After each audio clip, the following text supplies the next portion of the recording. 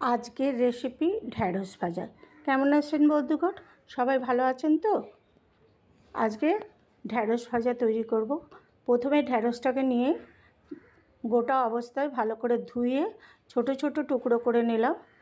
এরপরে কড়াইতে সর্ষের তেল দিলাম। সর্ষের তেল দেওয়ার পরে পেঁয়াজ দিয়ে দিলাম, কাটা ঢ্যাঁড়সটা দিয়ে দিলাম, দিয়ে নেড়ে নিলাম। স্বাদ মতো নুন দিলাম, স্বাদ মতো নুন দেবেন। হলুদ দিলাম, হলুদটা দিয়ে আবার ভালো করে নেড়ে নিলাম। যদি রেসিপিটা ভালো লাগে লাইক শেয়ার সাবস্ক্রাইব অবশ্যই করবেন। আমি 2 মিনিটের জন্য ঢাকা দিয়ে দিলাম। কাঁচা লঙ্কা দিয়ে দিলাম, কাঁচা লঙ্কা দিয়ে ভালোভাবে নেড়ে নিলাম।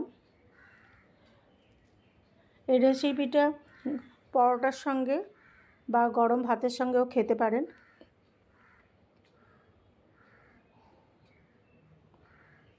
অতিরিক্ত খাবার তৈরি করবেন না, যদি করেন ফুটপাতে যে বাচ্চাগুলো আছে তাদেরকে দেওয়ার চেষ্টা করবেন। আমি ঢ্যাঁড়সটা ভালো করে ভেজে নিলাম।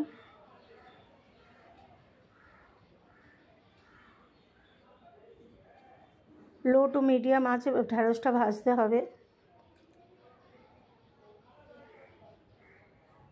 ঢ্যাঁড়সটা ভাজা হয়ে গেলে আমি ঢ্যাঁড়সটা এবার তুলে নেব। খুব কড়া করে ভাজলাম না, তাহলে ওটা ছিবড়ে হয়ে যায়।